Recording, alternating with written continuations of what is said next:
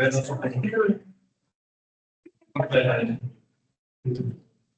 si puedo ver. Alguno de los autores que piense que le gusta tener dos pantallas. Listo.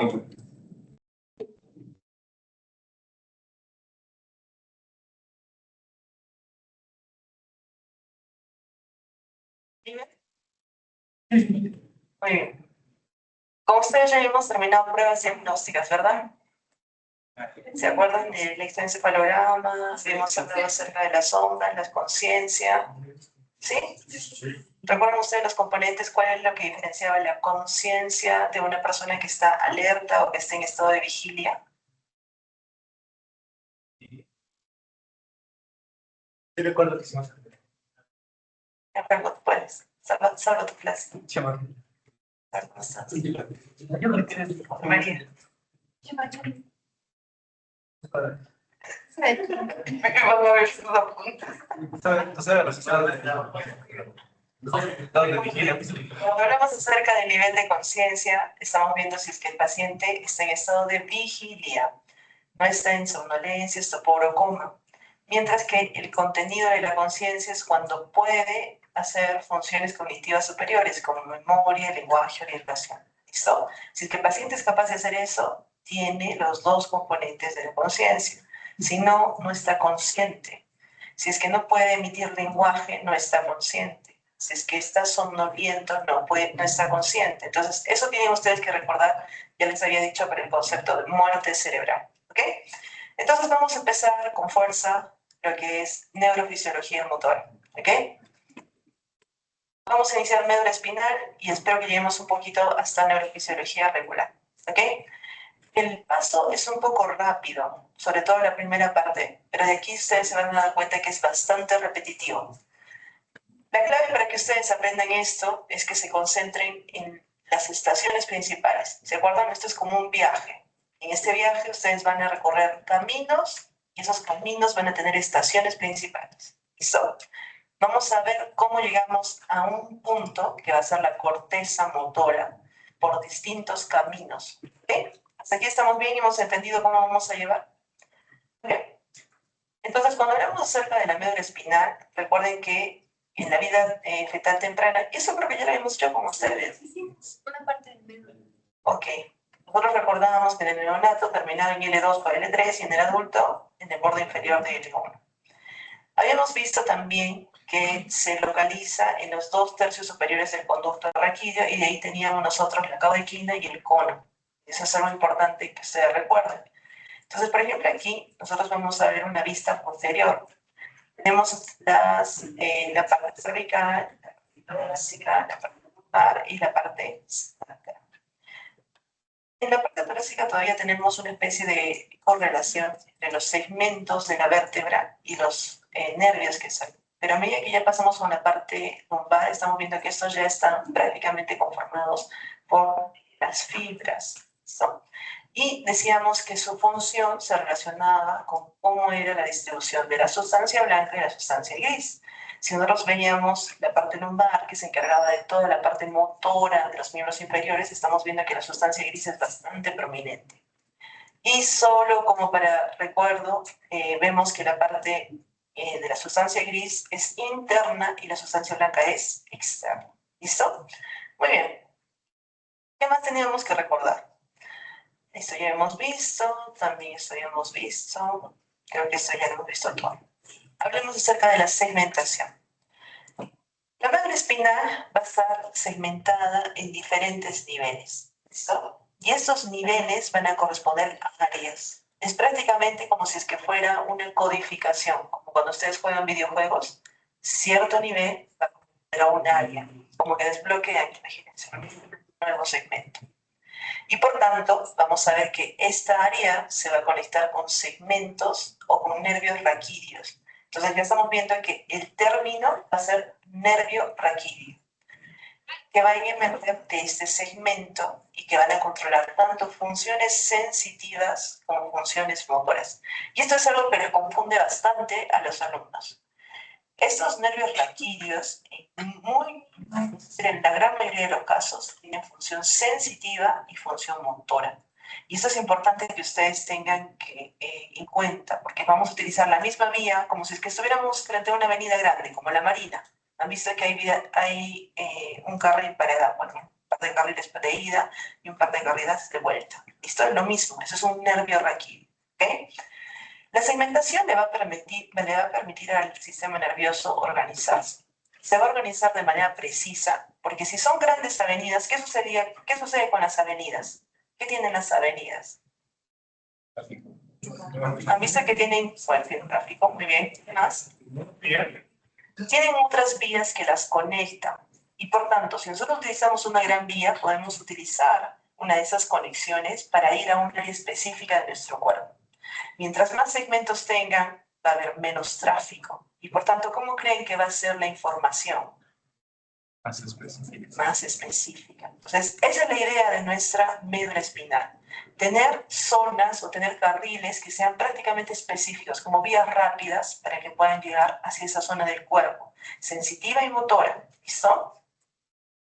Además, recuerden que esta segmentación más específica nos va a permitir a la médula espinal y a los órganos efectores poder trabajar de manera más sencilla, menos tiempo, más eficientemente. ¿Listo? Muy bien. Cuando hablamos acerca de la división segmentaria de la columna vertebral, vamos a hablar acerca de 31 segmentos. Y esos segmentos son los que ustedes ya conocen. ¿Cuáles eran los segmentos que ustedes ya conocían? Cervical, dorsal, lumbar, sacro, y vamos a tener un pequeño segmento que es el segmento coxígeo. Los segmentos cervicales ya hemos dicho, y eso ya lo hemos visto también, creo. Sí. Ya eso ya, toda esta parte ya lo habíamos visto, ¿ok? Muy bien. Entonces, habíamos dicho que estos segmentos se estaban relacionando con dermatomas. ¿Están seguros que hemos visto las lesiones también? Hemos visto, pero no son más importantes. Ok, vamos a repasar esto, ¿ya? Cuando hablamos acerca de la C1 a la C8, segmentos cervicales, estos se van a relacionar principalmente, y ahí tienen ustedes que recordar, ¿qué plexo estaba relacionado con esta área, con estos segmentos? Plexo braquial. ¿Y con qué músculos estaba relacionado el plexo braquial? Miembros superiores, hombro. Y por lo tanto el movimiento va a ser justamente de eso. Área de cuello, hombros, músculos del diafragma, y acá también era bien importante, ¿se acuerdan? Cuando hablábamos acerca del frénico, nosotros teníamos que recordar que estaba relacionado con C3 y C5. Entonces, si yo tengo un paciente que tiene una lesión a nivel de C3 y C5, está montando el caballo, se cayó. ¿Respira o no respira? Bien, podría ser potencialmente fatal, porque quiere decir que el diafragma no va a funcionar como debería funcionar. También tenemos brazos y manos en esta área. Las lesiones pueden afectar tanto la función motora como la sensibilidad en estas áreas, pero lo más importante es que sabemos que sí está relacionada con esta área de 5, poder impactar la respiración al comprometer al nervio frénico. Entonces, ya tenemos la primera parte. La parte cervical estamos viendo que está relacionada con cuello y brazo. ¿Listo? Entonces, es la vía, como si es que ustedes dijeran la vía del norte, ¿ya? La vía del norte, que es cervical, está yendo hacia brazos y cuello. Con una parte importante, ¿dónde era su stop? Nervio frénico. El nervio frénico que está relacionado con la respiración. ¿Ok? ¿Hasta aquí estamos bien? ¿Todos? Miren, esta ya es una pasada en la que tienen que fijar conceptos. Ya ustedes ya han estudiado este tema, creo que algunos inclusive se han sacrificado un montón, que están muertos de sueño. Así que solamente aquí deberían de ya fijar estas cosas que ustedes ya han estudiado. ¿Listo? ¿Qué contiene esto? El nervio frénico, ¿qué contiene esto? Porque hasta allí nosotros vamos a ver, si es que vemos físicamente nuestro cuerpo, estamos viendo hombro, mano, cuello, hasta aquí, hasta esta zona, vamos a tener la parte cervical, del segmento cervical. En cuanto a los nervios raquídeos torácicos, de la T1 a la T12, estos nervios van a principalmente relacionarse con el control del movimiento del tronco. Y ahora, seamos lógicos, ¿qué se mueve más?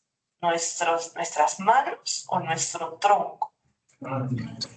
Piensen bien. Ambos.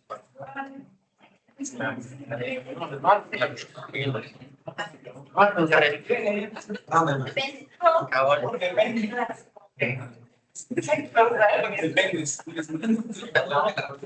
Tienes manos. Tienes manos y tienes tronco. Tienes las dos cosas. Eventualmente, siempre recuerden, músculos de los ojos, músculos de las manos, son músculos que movemos mucho. Para que más o menos ustedes recuerden, el consumo del movimiento de los ojos puede representar un porcentaje alto, casi tan alto como el porcentaje de requerimiento metabólico, por ejemplo, de algunos órganos. Solo el movimiento de los ojos, imagínense el movimiento de las manos.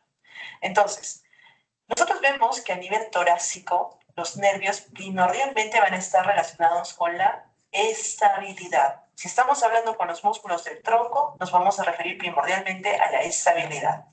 Y también, y esto es importante, al tener menos carga motora, ¿cómo creen que la médula espinal va a lograr que todo esté equiparado en nuestro cuerpo? ¿Ya? ¿Qué más podrían hacer? ¿Ya? ¿Podrían disminuir la sustancia gris? ¿Algo más? A ver, ¿dónde están los que son justos? Sí. ¿Sí?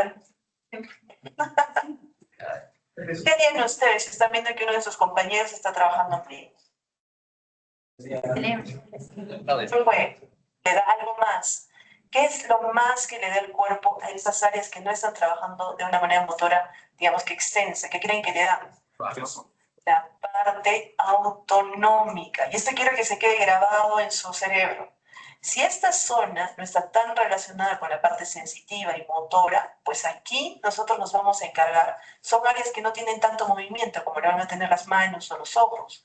Entonces le vamos a dar la parte autonómica. Entonces, segmentos torácicos van a participar en el control autonómico de órganos internos, como por ejemplo corazón y pulmones. ¿Listo? ¿Exclusivamente van a trabajar con eso? No, pero estamos viendo que una parte importante de la columna vertebral o de los segmentos torácicos van a ser utilizados para el control autonómico. Entonces, ¿cuáles son los músculos primordiales que van a inervar? Tronco. Tronco, recuerden que nosotros necesitábamos los músculos rectos abdominales ¿para qué? ¿Alguien recuerda? Expiración. ¿Y los intercostales? Inspiración. Entonces, recuerden, mientras que la expiración era un proceso pasivo, ¿qué sucedía con la inspiración? Era un proceso activo. Entonces, si es que hay lesión en las áreas torácicas, va a haber alteraciones en la parte de respiración. Igual que, por ejemplo, con lo que sucedería a nivel cervical. Entonces, si ustedes recuerdan, cuando nosotros hacíamos fisiología respiratoria, ¿cómo era el orden? ¿Quién era el principal músculo de la respiración? Diafragma. ¿Y de ahí quiénes seguían? ¿Cómo les habíamos llamado? Accesorios. Muy bien. ¿Quiénes eran los accesorios? Intercostales, teníamos el serrato, teníamos el esternocleidomastoideo, entre otros. ¿Listo? Entonces estamos viendo que se puede afectar la respiración justamente porque afectaría a los intercostales y de repente a algunos otros adicionales. Y sobre todo, recuerden las partes del abdomen. Ya vamos a ir viendo un poquito más eso. Cuando hablamos acerca de los lumbares, ¿cómo era la sustancia gris de los lumbares? A ver, aquí les voy a poner para que también ya vayan fijando. Aquí está. Entonces, cervical, torácico, y ahora estamos en lumbar. ¿Cómo es la parte lumbar?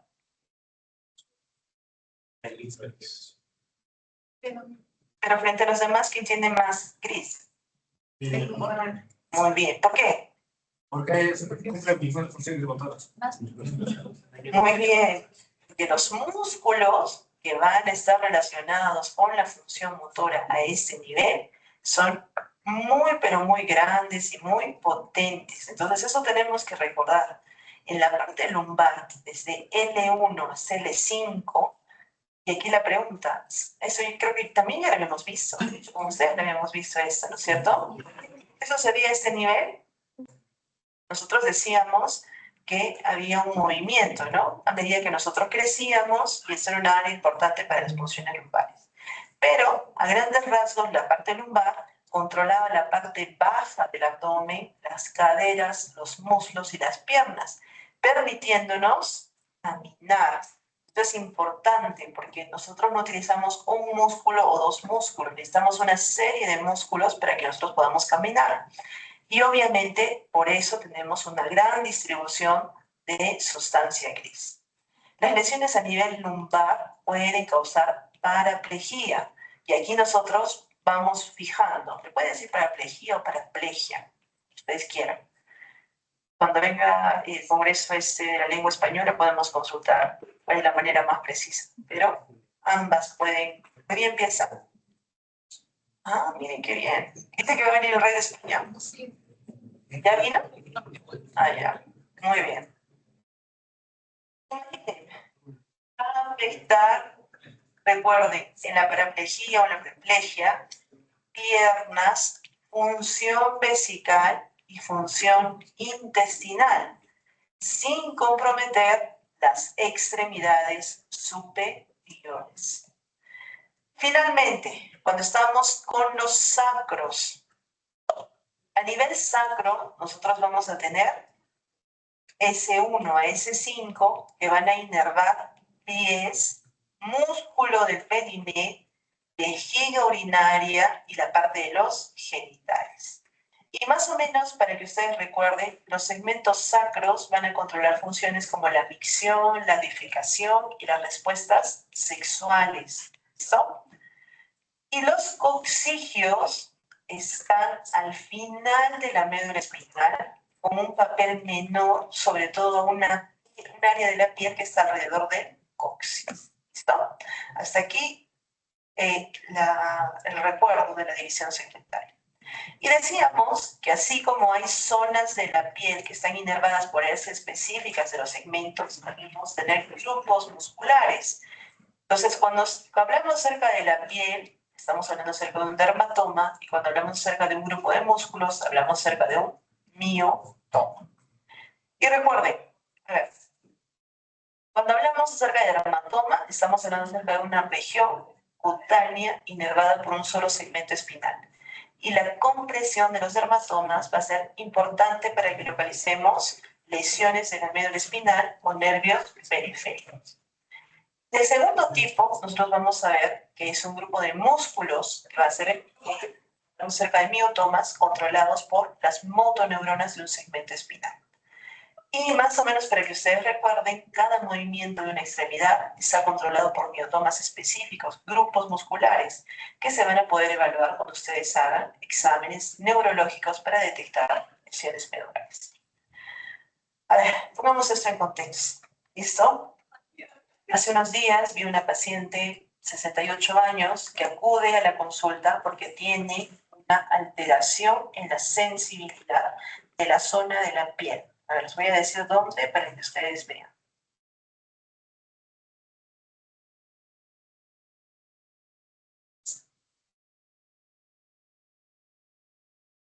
Ella tenía una alteración al nivel de la T6 y la T7.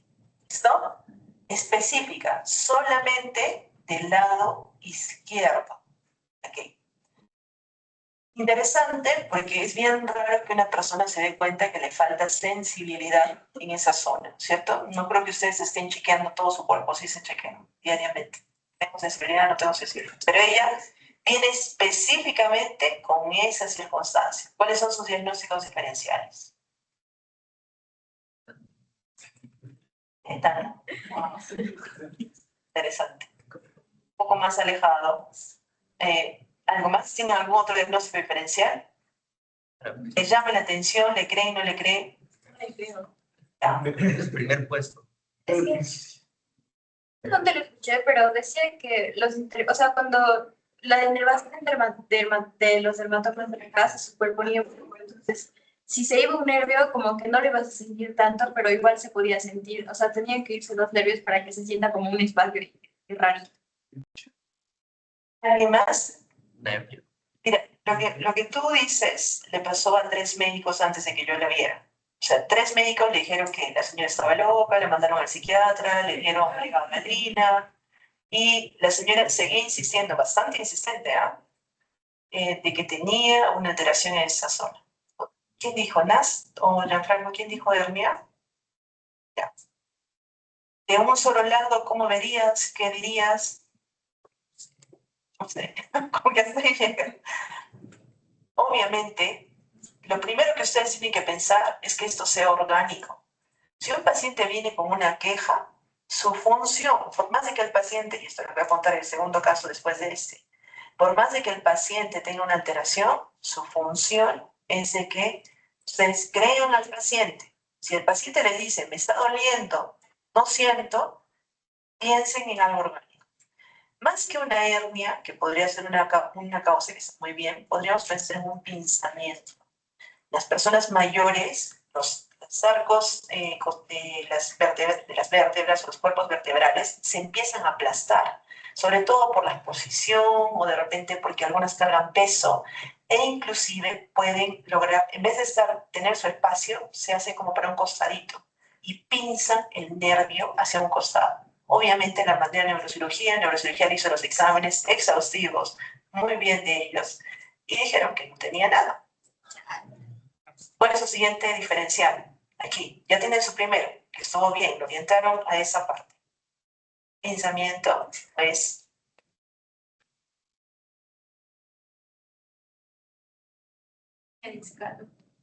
no es. ¿Alguien más ha leído? Porque ustedes ya han leído este tema.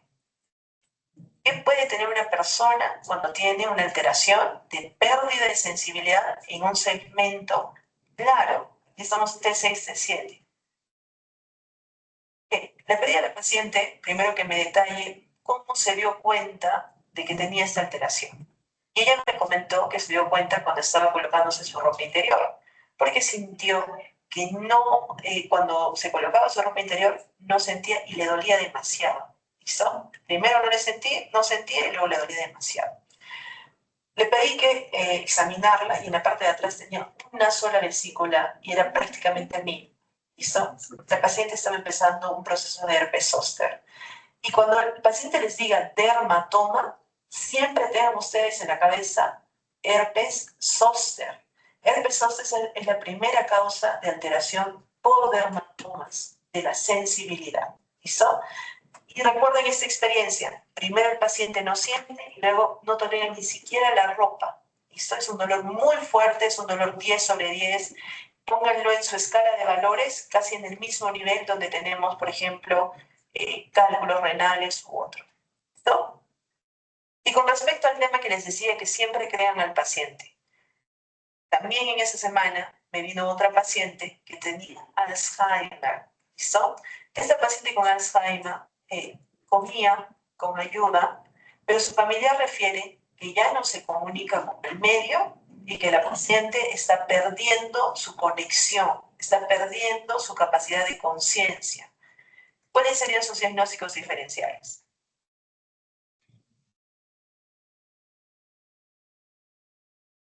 Nuevamente les digo, ¿le creen o no le creen? Sí. Ahora sí. Nuevamente, a ella sí la vieron solamente 1 o 2 médicos, le dijeron que no, que era progresión de su enfermedad. Recuerden que tiene una demencia que está progresando. Entonces eso le dijeron. ¿Qué les había dicho? ¿Cuál es el principio de ustedes?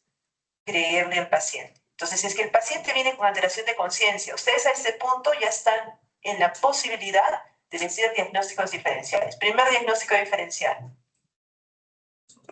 Ya, hipoglicemia es 1. Listo, la paciente tenía 102 de glucosa. ¿Es normal o no es normal? Es normal. Ya.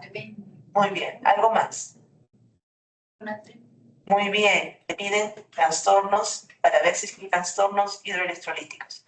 El sodio estaba en 168. ¿Qué les parece? Hipernatremia severa. La señora la había tenido desde las 7 de la mañana sin tratamiento. Yo había cogido la guardia como a las 8 de la noche, porque era una paciente que tenía Alzheimer. Entonces, obviamente ya se estaba pensando que tenía un deterioro cognitivo. Pero cuando nosotros sabemos que cuáles eran los dos componentes de la conciencia, estado de vigilia y componente de funciones superiores, esta paciente tenía las dos comprometidas, ¿listo? A pesar de su enfermedad previa. obviamente la paciente ya está mejor, pero siempre crean al paciente, siempre. Si es que ustedes son cuidadosos, si es que ustedes estudian bien, van a poder tener menos error. Tampoco crean que vamos a tener error cero. Lamentablemente somos humanos, ¿listo? Pero mientras más estudien, más van a poder ayudar a su paciente, ¿listo? ¿Cuál hubiera sido el tercer diagnóstico diferencial de esta paciente con diagnóstico de alteración de la conciencia y también del habla? Muy bien, podría ser un accidente cerebral, ¿listo? Entonces siempre hago una tomografía, a pesar de que tenga. La señora había tenido un ACV y tenía una zona de higroma, entonces podría haber distraído si es que no pedían electrolitos, pero si ustedes hacen las cosas de manera ordenada, no se les van a pasar tantos casos. ¿Listo? Muy bien. Esta semana he diagnosticado cosas muy bonitas. Algunos de los pacientes me han dado permiso para que comparta sus historias, otros no. Así que no voy a poder compartir todos. Muy bien.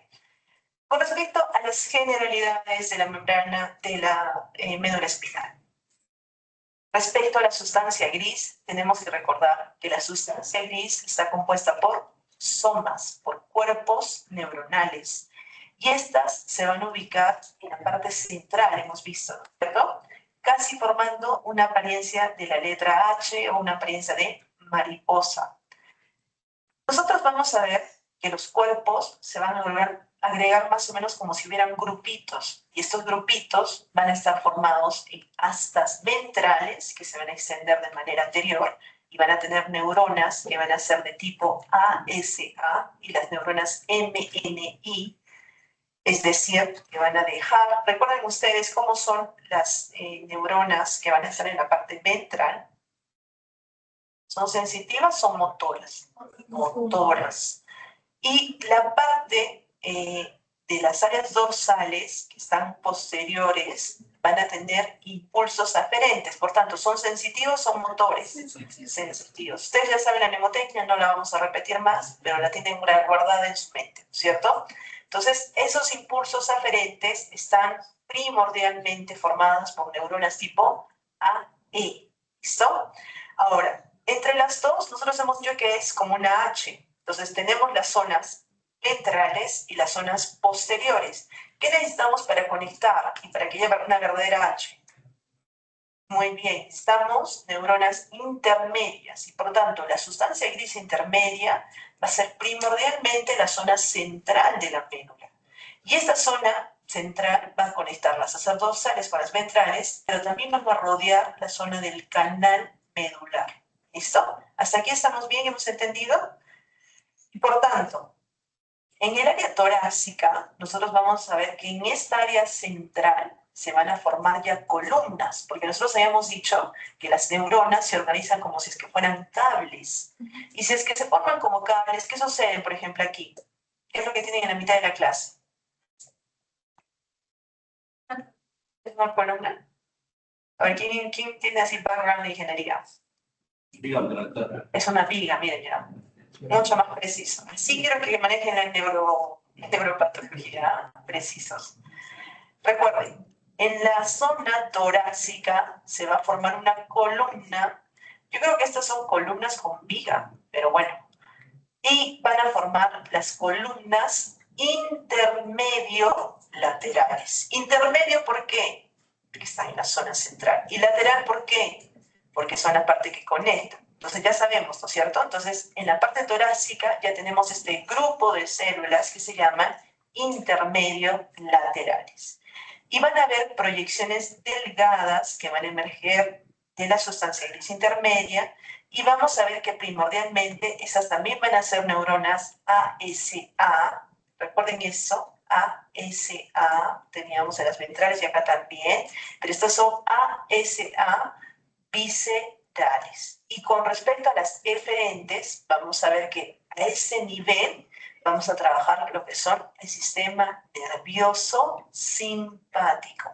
Ya estamos diciendo, a nivel torácico, nosotros vamos a utilizar esta sustancia gris en áreas, en funciones simpáticas. Y estamos viendo que la parte que está relacionada con esta van a ser las columnas intermedio laterales. ¿Ok? Hasta aquí estamos bien, hemos entendido esa parte. ¿Sí? Muy bien. Miren que ahorita solamente estamos describiendo cómo es como el mapa. Todavía no estamos haciendo las vías. ¿Listo? Finalmente, cuando hablamos acerca de los procesos y los axones, vamos a ver que los procesos y axones van a dejar la médula espinal y van a entrar en lo que nosotros vamos a conocer como nervios periféricos. Y estos van a abastecer a los tejidos como ganglios autónomos o músculo esquelético. Hemos dicho que la cantidad de sustancia gris tiene que ser proporcional a las funciones, es decir, proporcional al tejido inervado. Entonces, en los miembros superiores vemos que el quinto segmento cervical es así, como lo que habíamos visto hace un momento, y el primer segmento torácico es así. Mientras que en los miembros inferiores vemos que los segmentos lumbares inferiores son así de grandes y el primer segmento sacro es similar. ¿Listo? Muy bien. Cuando hablamos acerca de la sustancia blanca en médula espinal, nos vamos a dar cuenta que la sustancia blanca está rodeando a la sustancia gris y está conformada primordialmente por los axones, es decir, masas de fibras nerviosas, tanto que suben como que bajan.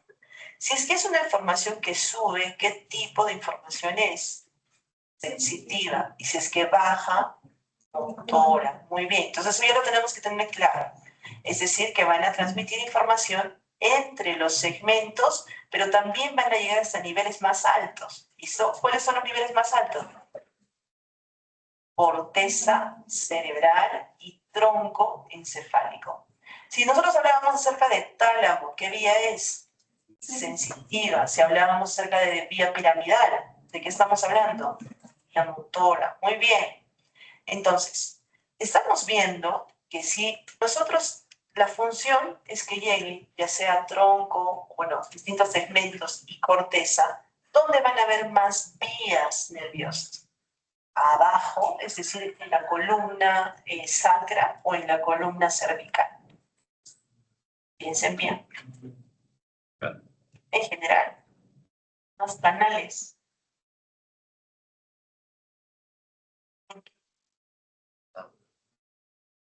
Bien, si todos estamos yendo a Roma y Roma está a nivel de la corteza, ¿dónde tienen que haber más vías? Justamente las vías se van acumulando hacia la zona cervical. Entonces eso es importante. Aumentan progresivamente hacia el cerebro, añadiéndose más fibras ascendentes. Y si bien el número de descendentes es menor, recuerden que aquí es importante que nosotros consideremos la vía la sustancia blanca. Muy bien. Entonces, ¿cuál es la diferencia, chicos, ustedes que ya han leído, entre la sustancia blanca y la sustancia gris intermedia?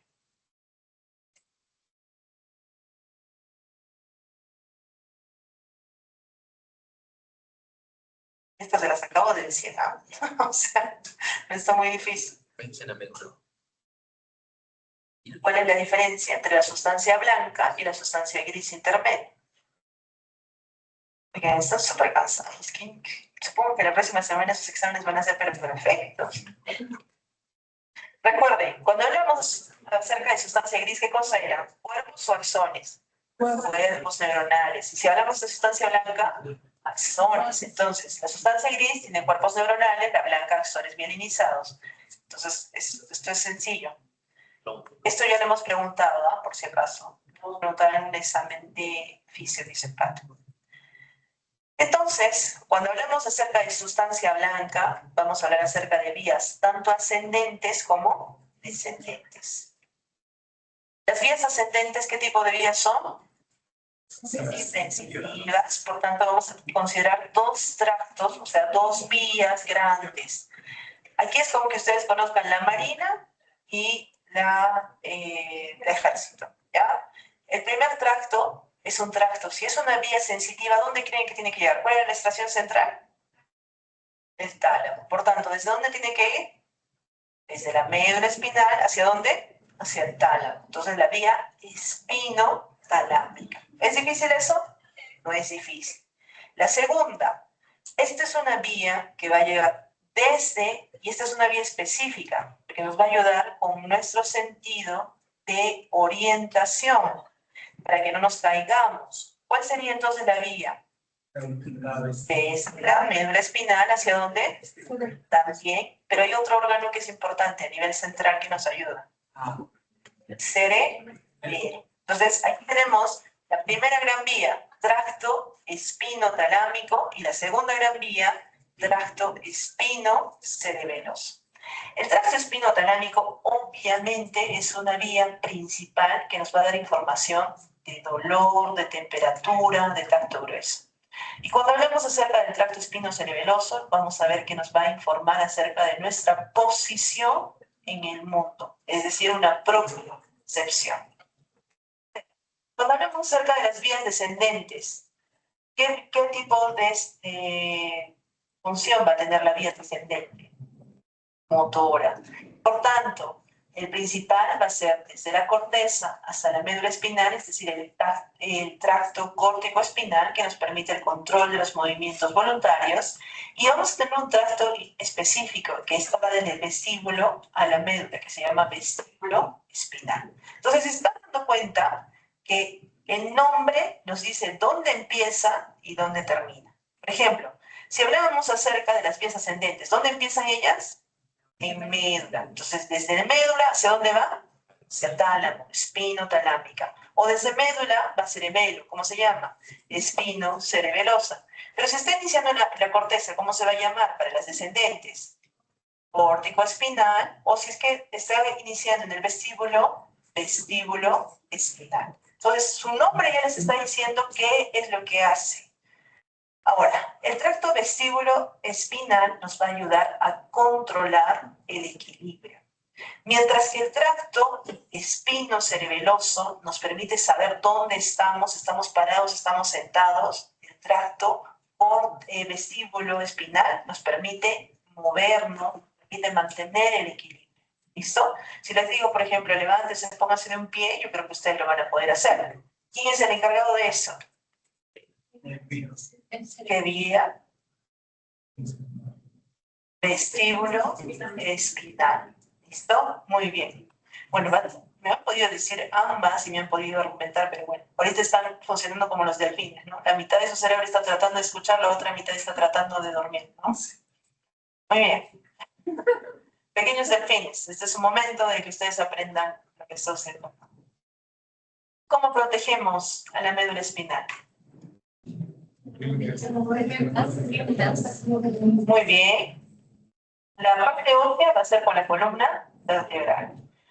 Recuerden, el cuerpo vertebral es la parte anterior más grande del hueso y le da fuerza a la columna vertebral. Nos permite soportar nuestro peso. ¿Qué pasa si una persona está en el segundo piso, no sé, está mirando el techo y de pronto se cae de pie?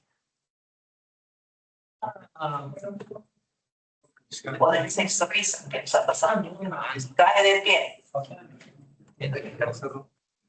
Digamos que no se reventa, milagrosamente. Muy bien, ¿y qué va a pasar? Ustedes pueden haber fracturas de qué cuerpos. Piensen bien. No, ya. Hemos pasado el nivel de que me digan cuerpo vertebral. Ahora díganme qué áreas de las vértebras. A ver, cervical, torácico, lumbar, sacro, coxilla. Muy bien. Lumbares. Cuando ustedes tengan un paciente que dice, me he caído, se ha caído de pie, ¿qué tienen que hacer sí o sí? No se les puede olvidar. Radiografía, o si es que tienen ustedes y es adecuado, una tomografía para ver si no hay lesiones a nivel de los cuerpos vertebrales lumbar.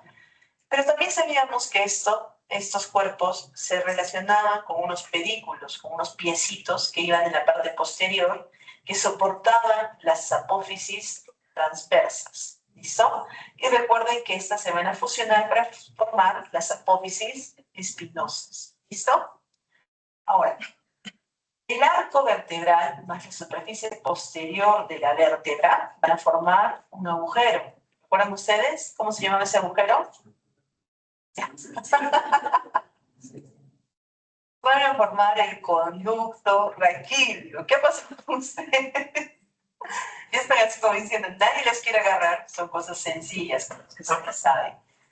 Ese conducto raquídeo, acá estamos viendo, tenemos la vértebra, el cuerpo vertebral, las apófisis, y aquí nosotros estamos viendo el conducto. El conducto raquídeo va a contener a la médula espinal, va a contener a las meninges, tiene también un poco de grasa y va a tener la raíz de los nervios raquídeos. Entonces miren acá, por ejemplo aquí tenemos la médula espinal, bien pegadita a la médula, ¿quién estaba? La pía madre. Después que teníamos aracnoides y de allí la dura madre. Muy bien. También decíamos que aquí estaban las raíces dorsales y ventrales de los nervios. ¿Y qué más? El ganglio dorsal. ¿Listo? Y es importante.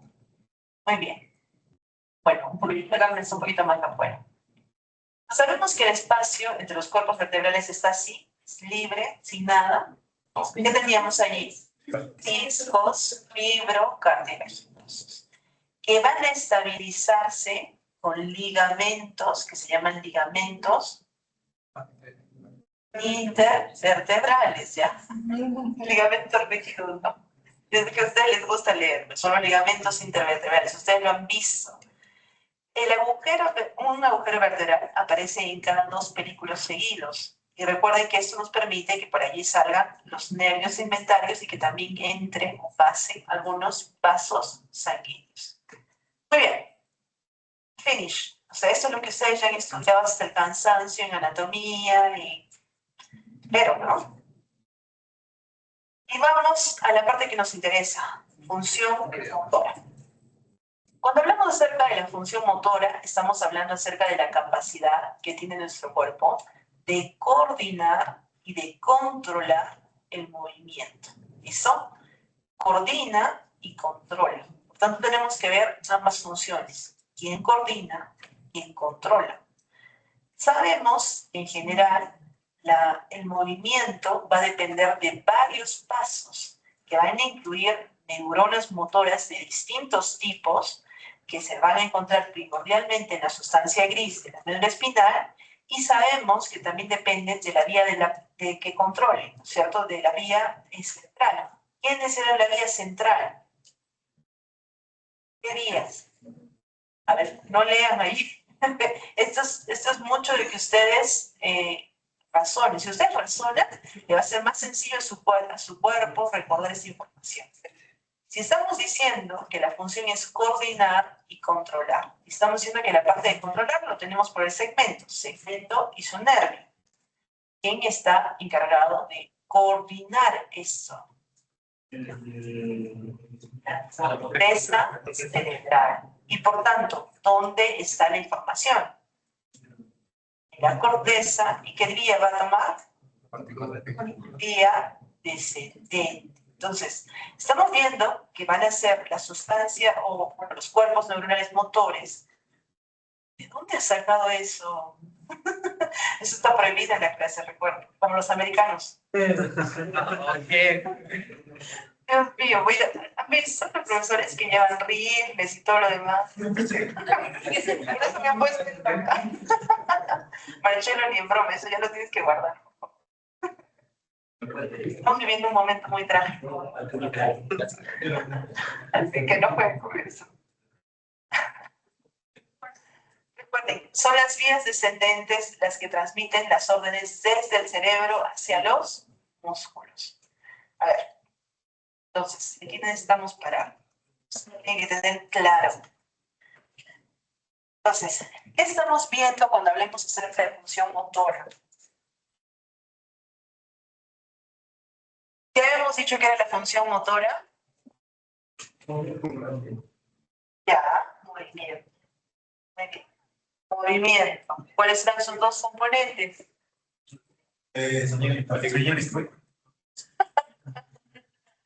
Inclinación y control. ¿Qué estaba a cargo del control? Los cuerpos neuronales o cuerpos motores, ¿de dónde? De la médula. Por eso te estoy diciendo, Por eso te escucho.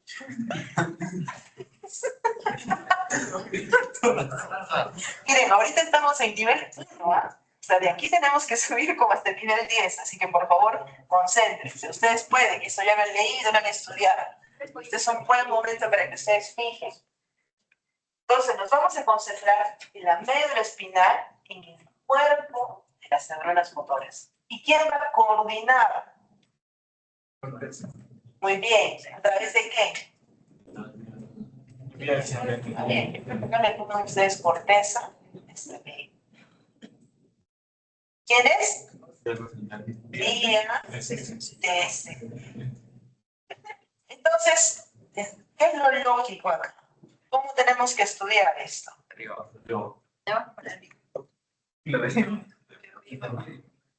Lo lógico es que estudiemos ambas cosas, ¿no es cierto? Los cuerpos motores y veamos la vía descendente.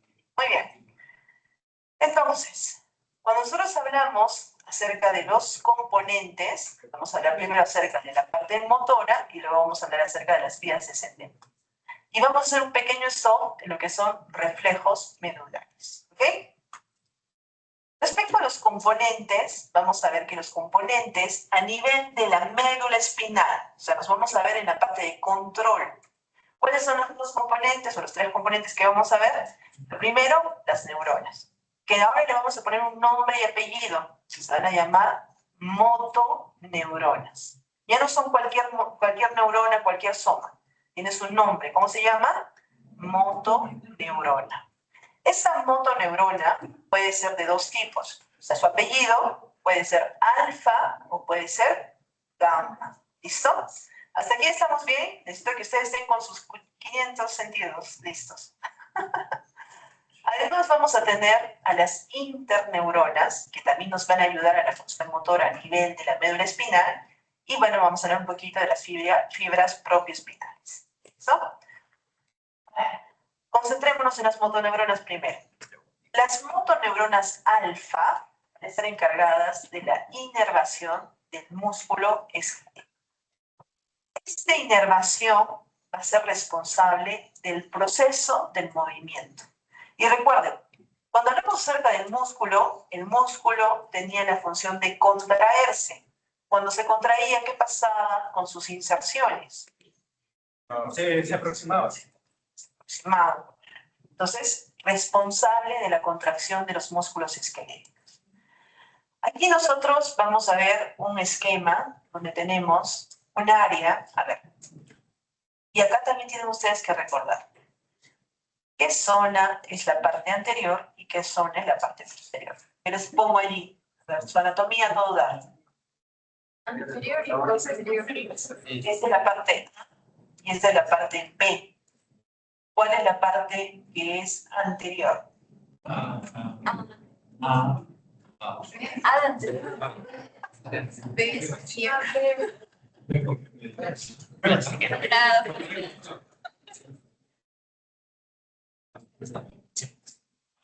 Ya sí.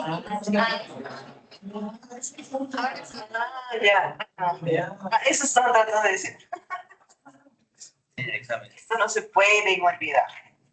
La parte posterior va a tener así como un repliegue, más o menos para que ustedes recuerden. No solamente tiene una línea central, sino que tiene un repliegue, ¿ya? Háganse una imagen de la parte posterior de un cuerpo humano. ¿Listo? Una línea central y un repliegue.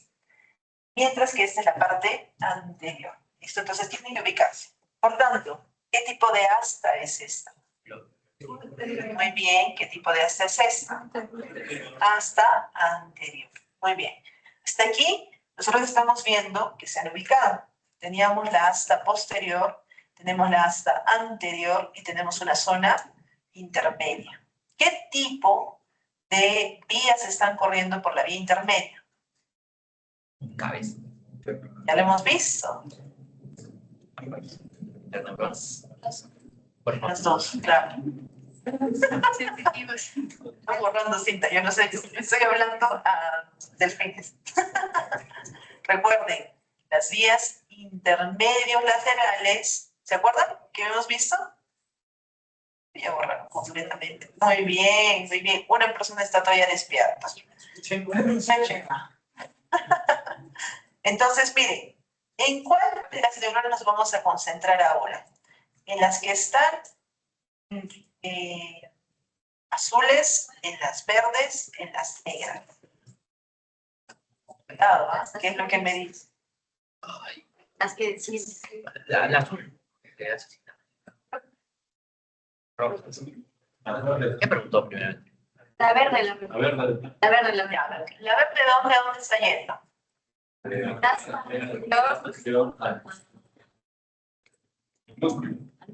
Hacia el músculo. Ah, Ya. está saliendo. A ver, ya, te voy a poner ahí. A ver, dígame, ¿cuál entonces nos estamos concentrando? A ver, a ver. ¿Cuál es?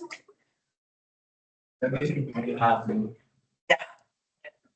Si ustedes están, pero ya se perdieron, ¿no? O sea, les hicimos mostrar el mapa y se perdieron. A ver, ¿cómo tienen que ustedes enfocar? ¿Cuál es la parte que siente en nuestro cuerpo? ¿Cuál era? La parte posterior. ¿Cuál era la parte motora? La pasta anterior. Entonces, aquí en la pasta anterior estamos viendo una neurona que tiene un soma que está justamente aquí. Tenemos otra neurona aquí y tenemos una vía. ¿Listo? Entonces, miren la primera. ¿Cómo se llama esta primera negra? ¿Cómo se llama? Vale. Motoneurona alfa. La siguiente. Yo diría. Fíjate con la ¿Cómo se otra. llama la siguiente? Ama. Motoneurona gamma. ¿Se están ubicando? ¿Ahora sí se ubicaron? ¿Sí? Entonces, miren, vamos a ir al detalle de cada una de estas, pero necesito que ustedes se concentren. Esto es sencillo. Nosotros podemos hacer. ¿Listo? La primera neurona que estaba hablando de corteza. Ahorita lo estamos viendo corteza. ¿En qué parte estamos? Estamos en médula. Nos vamos a concentrar solo en la médula. ¿Listo? Tratemos de aislar y luego vamos a juntar todo. Primero, tengan segura esta información. Entonces, aquí estamos diciendo que el soma parte del área ventral. Entonces, acá tenemos dos somas que están yendo hacia...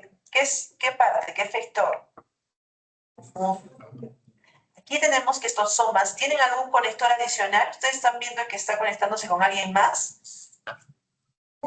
Miren bien. A ver, les voy a poner toda la imagen. La verde. Cuando hablamos acerca de motoneurona, tenemos su soma. ¿Y qué cosa es esto? Su axón. ¿Listo? ¿Qué pasa con la otra? Soma y axón. Entonces aquí estamos, nos vamos a concentrar en estas motoneuronas alfa y motoneurona gamma. Con respecto a la primera, a ver, ¿qué conclusiones saca? Tenemos aquí un cuerpo neuronal, o sea, una motoneurona, tenemos su axón. ¿Hacia dónde está llegando? Es el tendón. Si una área del músculo que se llama placa motora terminal. ¿Listo? Muy bien. Entonces, recuerden, cuando hablamos acerca de motoneuronas alfa, si están llegando a la placa de la neurona, motoneurona terminal, o la placa motora terminal, disculpen, ¿con qué está relacionado? Con contracción. Entonces, recuerden, responsables de la contracción de los músculos esqueléticos. Estas van a ser las que van a iniciar la despolarización. ¿Recuerdan qué es lo que pasaba en la placa motora? Ya lo vimos. El ion era el más importante. Calcio. Eso sería con el calcio. Y luego, ¿qué pasaba con los arcolemas? Muy bien. Entonces, miren, ¿quién ha iniciado eso? La motoneurona alfa. Cada motoneurona alfa va a controlar un grupo de fibras musculares. Y en conjunto, cuando hablemos acerca de la motoneurona alfa y hablemos acerca de estas fibras musculares, que recuerdan ustedes que inclusive formaban un sincicio, vamos a hablar acerca de la gran conocida unidad motora. Entonces, ¿qué tipo de neurona está relacionada con la unidad motora? La motoneurona alfa. ¿Listo?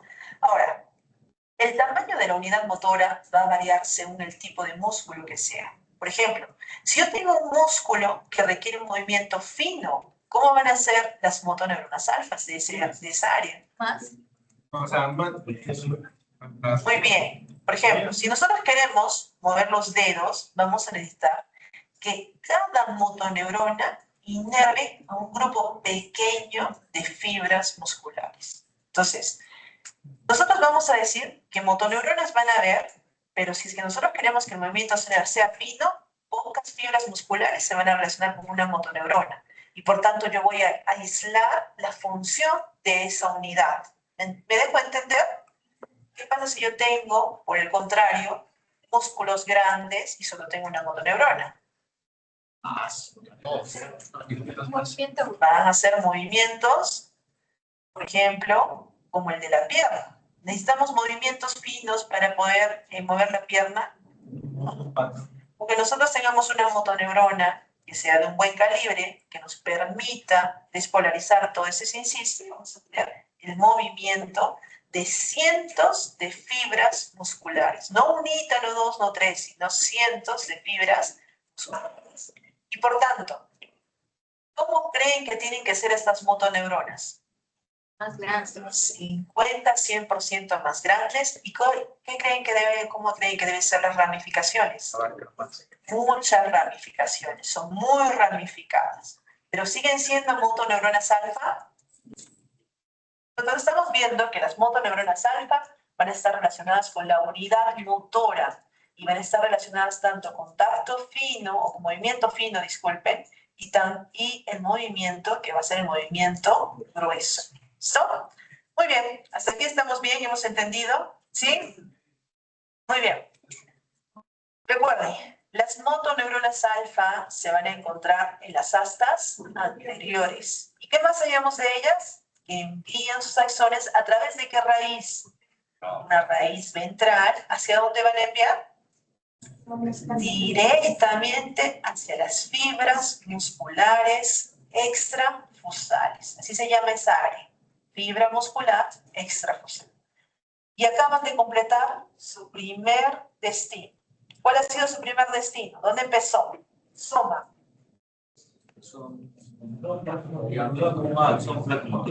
Se pierde, está perdiendo. ¿Tiene edad?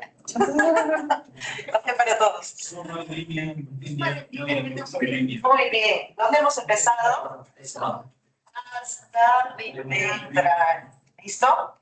Imagínense que ustedes son, no sé, deben ustedes explicar a su hijo, va a llegar desde el asa ventral hasta el músculo. ¿Qué es lo que tiene que hacer? Inicien el asa ventral. ¿Qué camino tiene que seguir?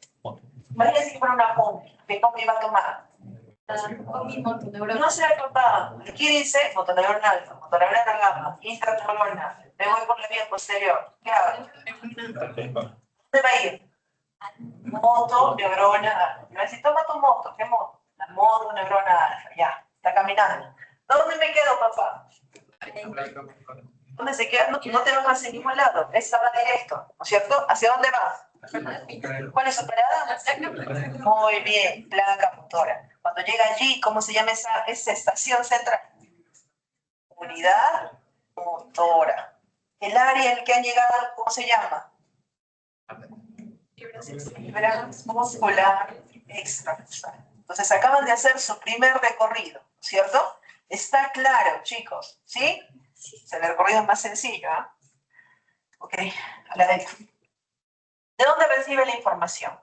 Para que pueda haber ese movimiento, tiene que haber información de vías descendentes. Y primordialmente, ¿cuál es la vía descendente que nosotros sabemos que está encargada de esto?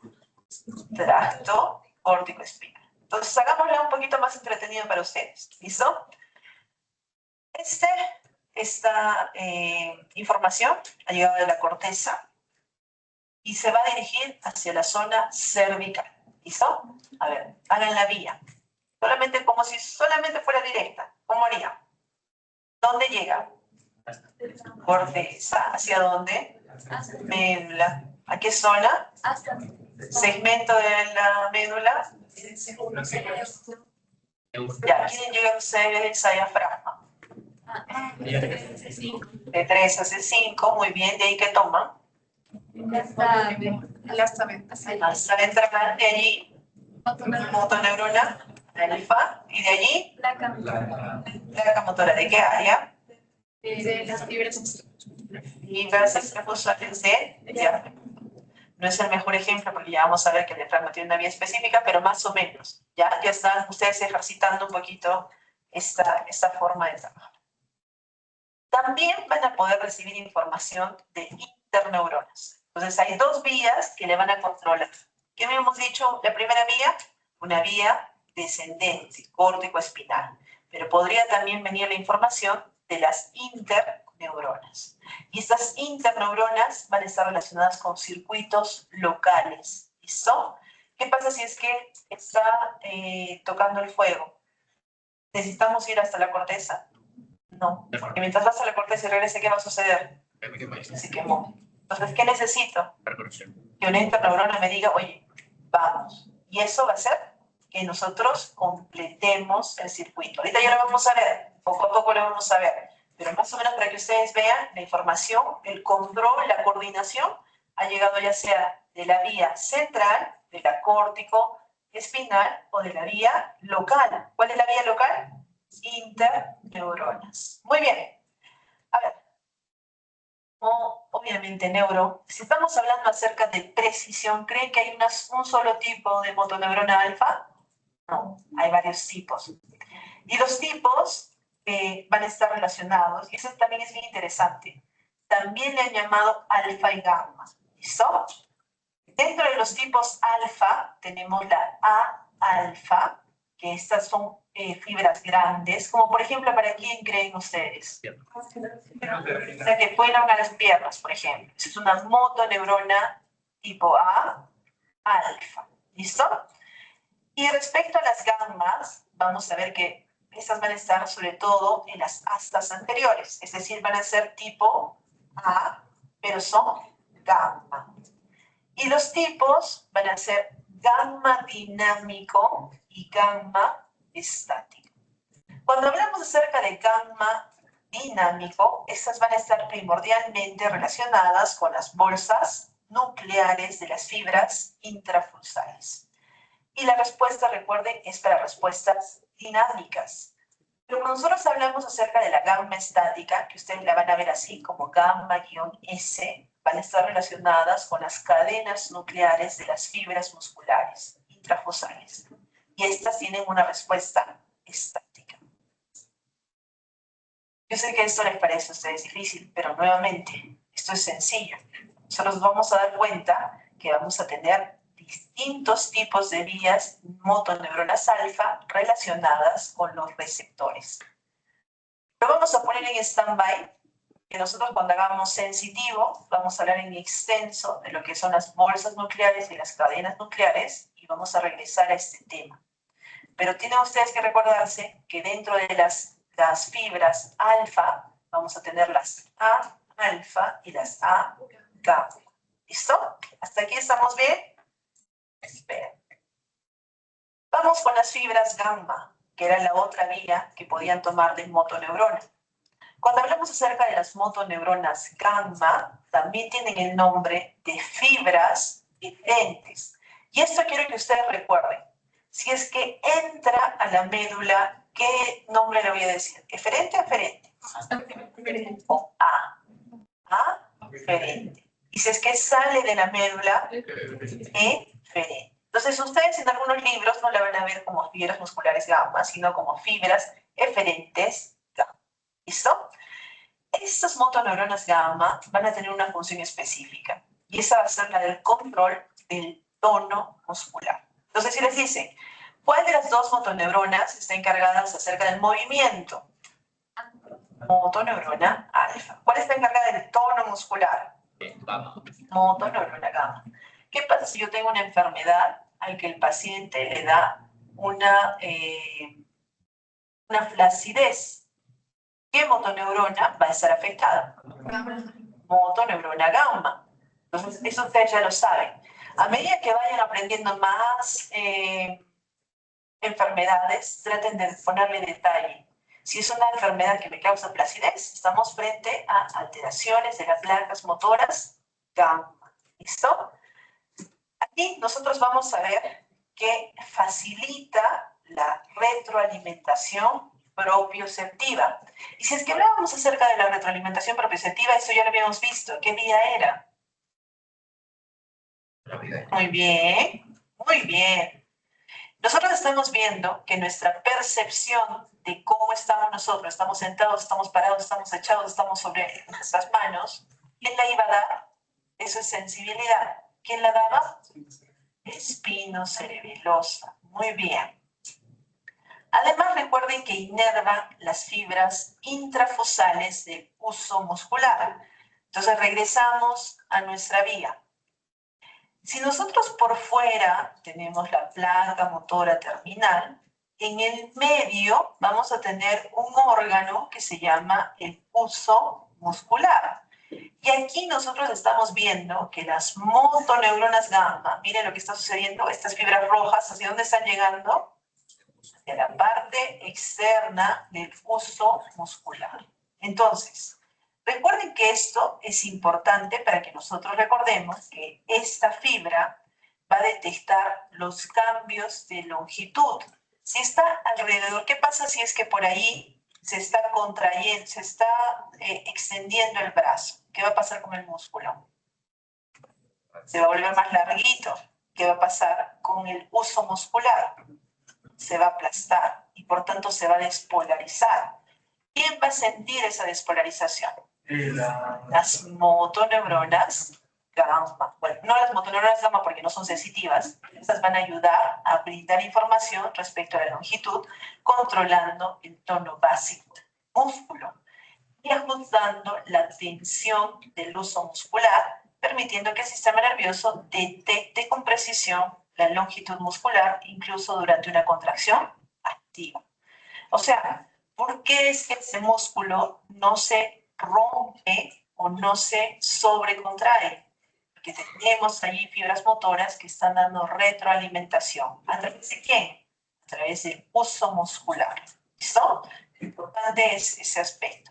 Recuerden que las motoneuronas son sensitivas o son motoras. Motoras. Entonces ellas registran el cambio, pero quien va a ser el que va a enviar la información va a ser el huso. ¿Listo? Y recuerden también dónde están ubicadas estas fibras en el asa anterior. Hasta parece redundante hablar de esto, pero es importante que ustedes se ubiquen. ¿Dónde estamos? ¿Dónde hemos empezado? ¿Ok? Muy bien. Entonces, con esto ya tenemos 80% de lo que es la parte motora a nivel del control. Entonces, vámonos a la vía de la coordinación.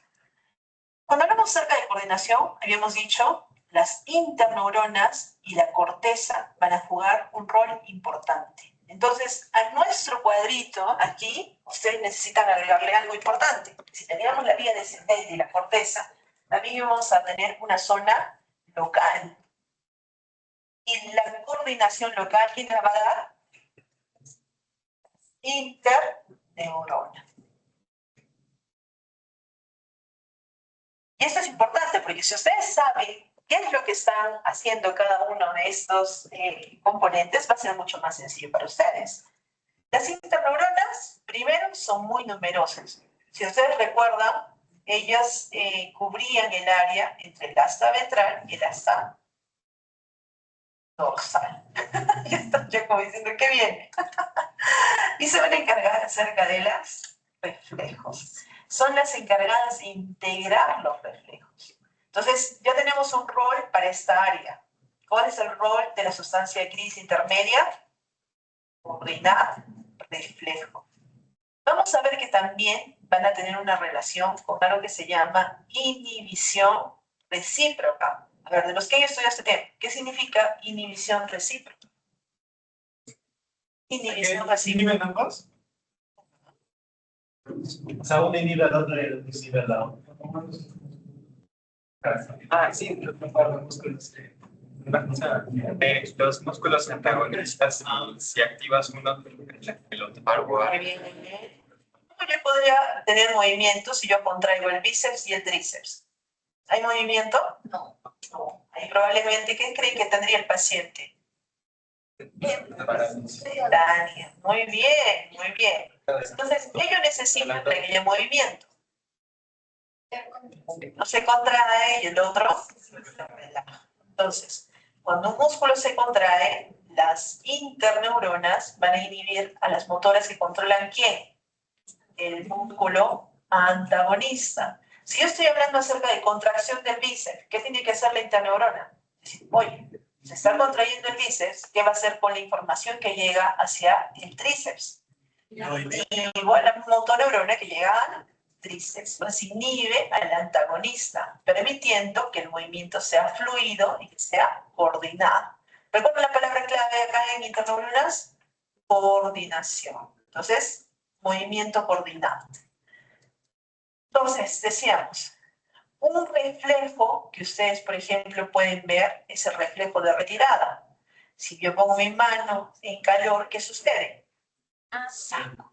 ¿Listo? Ese reflejo está justamente coordinado por las interneuronas. ¿Qué es el reflejo miotático? El reflejo de estiramiento. ¿Listo? Esto también es importante. En general, se van a dar cuenta que las interneuronas tienen un tamaño pequeño, que son altamente excitables, es decir, que pueden tener actividad espontánea, y esta actividad espontánea es capaz de emitir 1500 disparos por segundo. Entonces, estamos viendo a quién les parece esta interneurona, que también tenía actividad espontánea, que también se encargaba de emitir no tantos disparos, cerca de 70 a 120.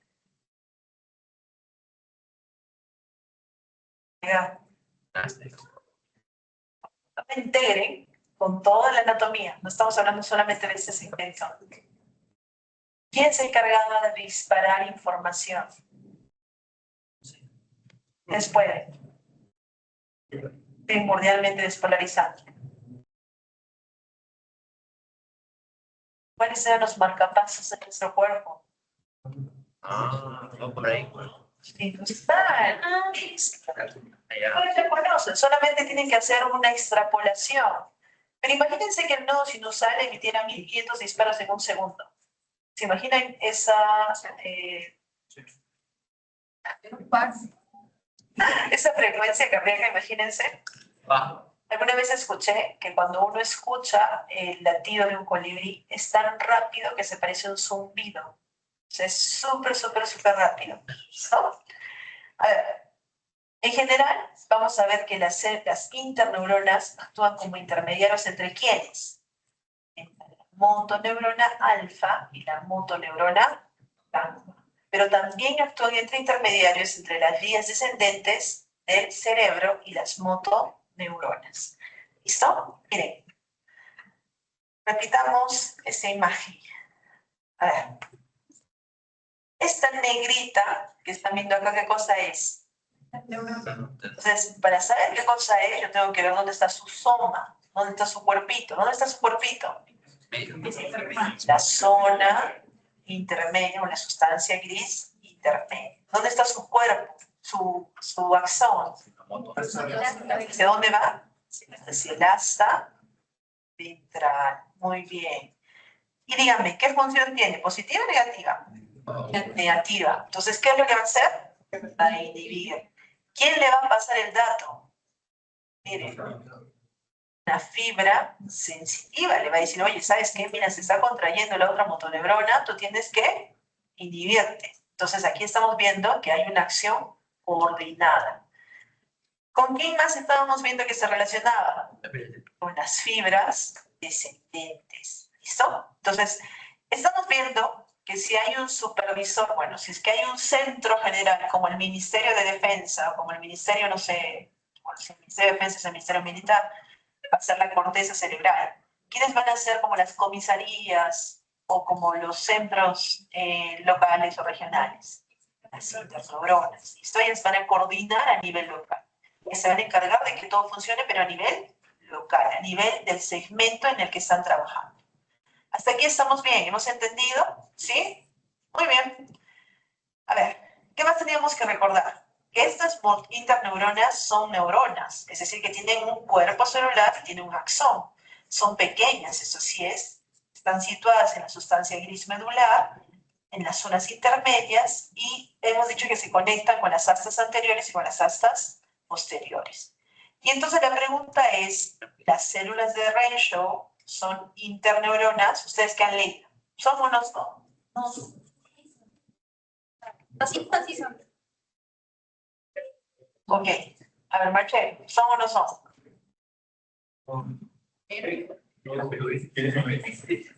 A ver, Chema, ¿son o no son? No sé. Eres, mi amor, eres. Eres. Chao. Interneuronas, recuerden. Las células de Renshaw, cuando ustedes escuchen, son interneuronas clásicas, pero que tienen una función específica, que va a ser inhibidoras. Son interneuronas inhibidoras que se van a encontrar en el asta anterior. Pero no todas estaban en la zona gris intermedia, pues estamos viendo que las interneuronas coordinan. Entonces, algunas de ellas pueden tener una función mucho más local. Y por tanto, en este caso, nosotros vamos a ver que en general van a ser células inhibidoras. ¿Qué tal si por ahí les ponen un caso clínico y les dicen un montón de cosas? Una de estas es una célula inhibidora. Les ponen motoneurona alfa, motoneurona gamma, les ponen fibras A, fibras B, interneuronas. Si no tienen nada mejor, pondrían interneuronas. Pero si por ahí ustedes ven fibras de Renshaw, ¿qué nos pasó? En un examen pusieron ambas, algunos dijeron, no, pero ambas son. Ok, si ambas les ponen, la mejor opción, ¿cuál es? Renshaw. ¿Listo? Pero en general, hemos dicho que podría ser. ¿Cuál es la función principal de las células de Renshaw? Vamos a ver que su función principal va a ser regular la actividad de las motoneuronas alfa, mediante un proceso que se llama inhibición recurrente. Entonces, no es cualquier tipo de inhibición, es un tipo de inhibición recurrente. Entonces, ¿qué sucede? La estimulación de una motoneurona tiende a inhibir a las motoneuronas contiguas. Y esto concentra los impulsos, concentra que solamente tengamos esa vía.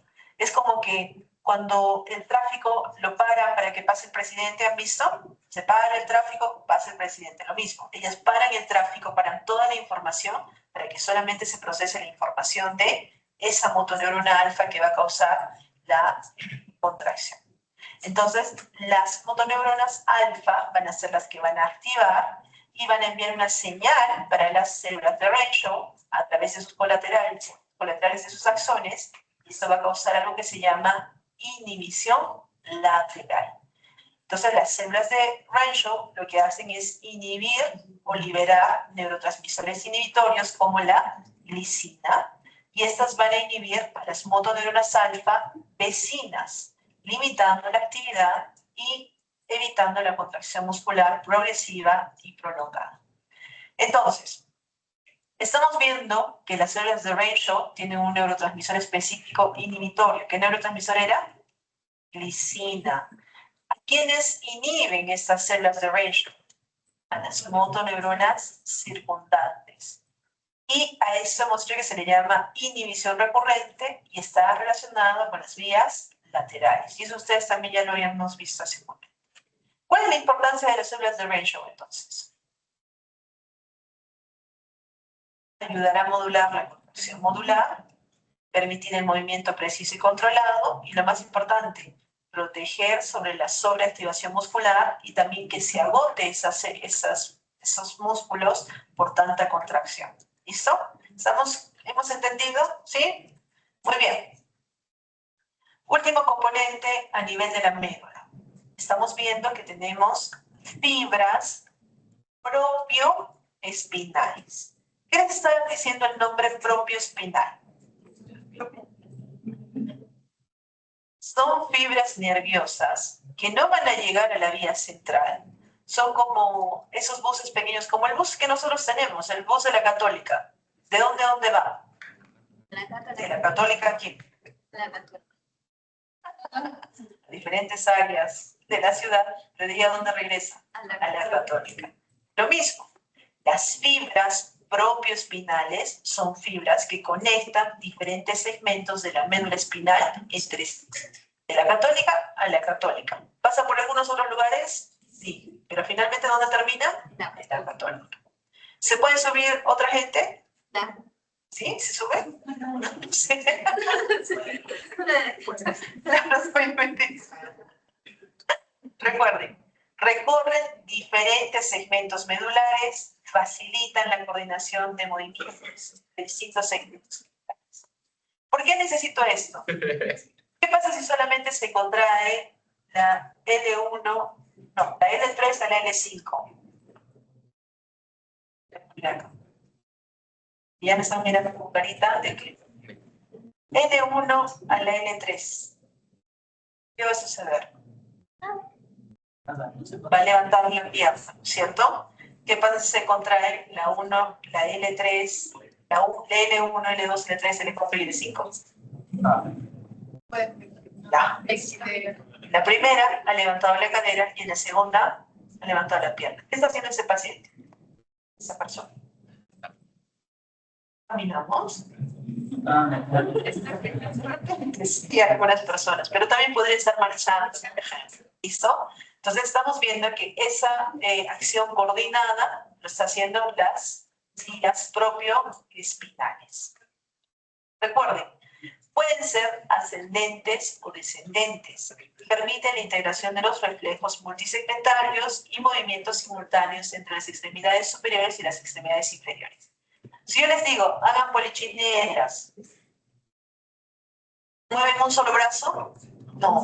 Mueven los dos brazos, saltan, mueven los pies. ¿Qué necesitan? Coordinar. Porque ¿qué pasa si un brazo se contrae de una manera y el otro de otra manera? Porque contratáxico. Una cosa que ya parece, no es polichinela, es cualquier otra cosa. Entonces tiene que estar coordinado para que nosotros podamos mover ambas extremidades superiores e inferiores.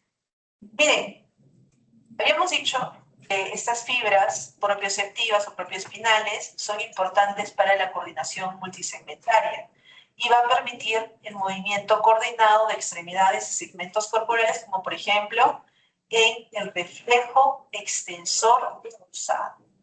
En el reflejo extensor cruzado que ustedes probablemente han practicado en su la semana pasada, cuando hemos tenido nosotros reflejos y integración multisegmentaria, donde se requieren varios grupos musculares para poder mantener el equilibrio y la postura.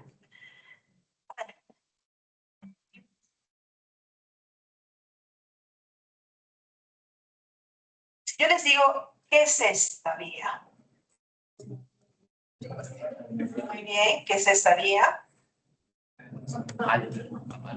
Aneurómanas. ¿Podrían ser gamma? Sí. Sí, podría ser gamma. ¿Qué es esta?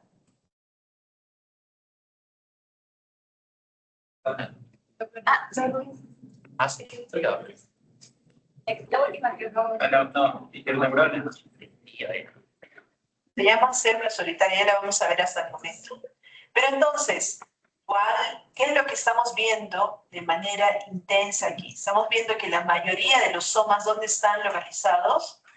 En las astas vertebrales. ¿Y en dónde más? En las interneuronas, o la sustancia gris intermedia. Entonces quiero que le den una chequeadita nuevamente a la parte de las generalidades, cuando hablábamos acerca de los segmentos. ¿Dónde hay más sustancia gris? Nuevamente les digo, la parte, a ver, ¿esta parte es anterior o posterior? Anterior a ¿Y esta? posterior. Muy bien, ¿dónde hay sustancia? ¿Dónde hay más sustancia gris? En la parte anterior. Miren aquí, ¿dónde hay más sustancia gris? En la parte anterior. ¿Y aquí? En la parte anterior. ¿Estamos viendo eso? ¿Ha quedado fijo? ¿Sí? Muy bien. Pero, ¿ah? Muy bien. A ver. Estamos a muy buen nivel, por lo que vamos a ver las vías descendentes. Cuando hablamos acerca de las vías descendentes, ya nos estamos hablando acerca, no nos confiemos, todavía nos falta todo esto. Pero estamos avanzando, firme pero seguro. Estamos viendo que las órdenes motoras se van a originar ¿en qué parte? En la corteza cerebral. También se van a originar en otras estructuras del cerebro y van a viajar hacia la médula espinal a través de vías motoras descendentes. Ya habíamos conocido una, ¿cómo se llamaba? Tracto córtico espinal. Una vía, el tracto vesíbulo espinal. Les voy a presentar una tercera, el tracto retículo espinal. ¿Listo?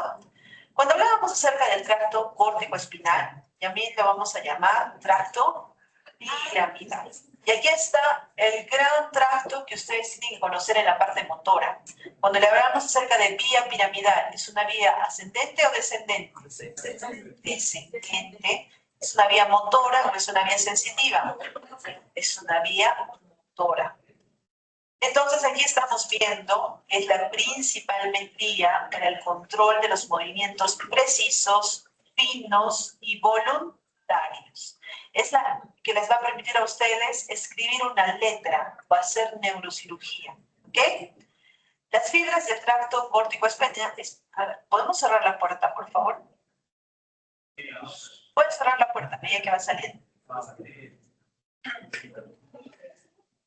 Las fibras del tracto córtico espinal, recuerden que van a descender, desde la corteza motora hasta la médula espinal. Y sabemos que van a hacer sinapsis con las motoneuronas alfa en los niveles correspondientes de la médula. Asimismo, vamos a darnos cuenta que hay dos vías de este córtico espinal. Una vía que va utilizando el lado lateral y otra vía que va utilizando el lado anterior.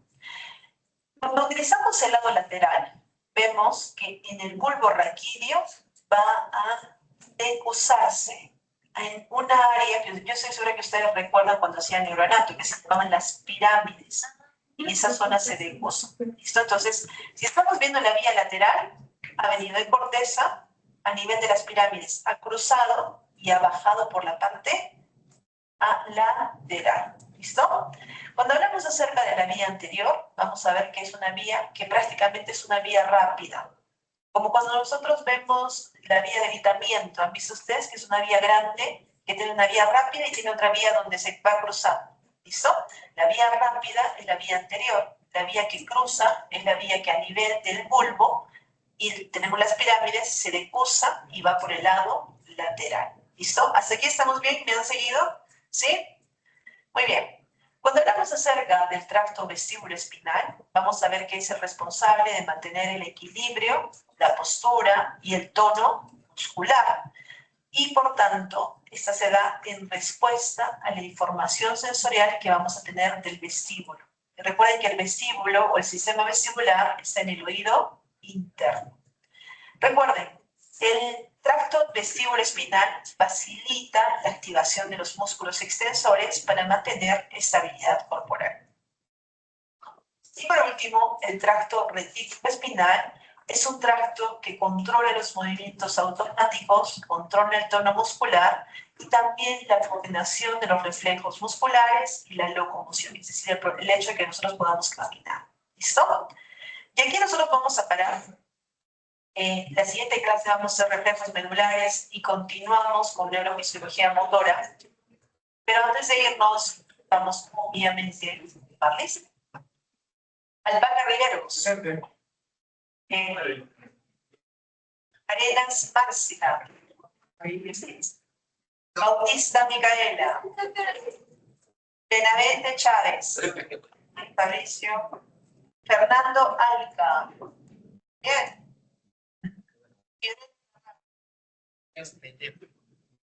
Micael Castillo.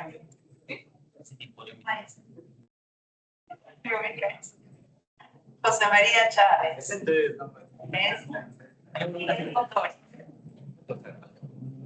David. Anthony Dueñas. Galdós. Fiorella Ancocayo. Pero no te acercaste. Chico Amaní. Muy bien. Triana Lazo. Robert Mesa. Eric Pamo. Hijo Pizarro. Valerie Remanche. Pablo Riquelme. Natalie Rivera. Luis Rossi, que acaba de salir. Daniel Ruiz. Jacqueline Sairitupa. Romina Salazar. Marcelo Solórzano. Maciel Siñal. Muy bien. Daniela Tejada. Muy bien. Gianfranco. Hola. Luciana Torres. Muy bien. Nancy Guerra. Brigitte Ceballos. Muy bien. Barbori. Carga. Muy bien. Muy bien, chicos. Por favor. De la próxima clase, pero vénganse a descansar.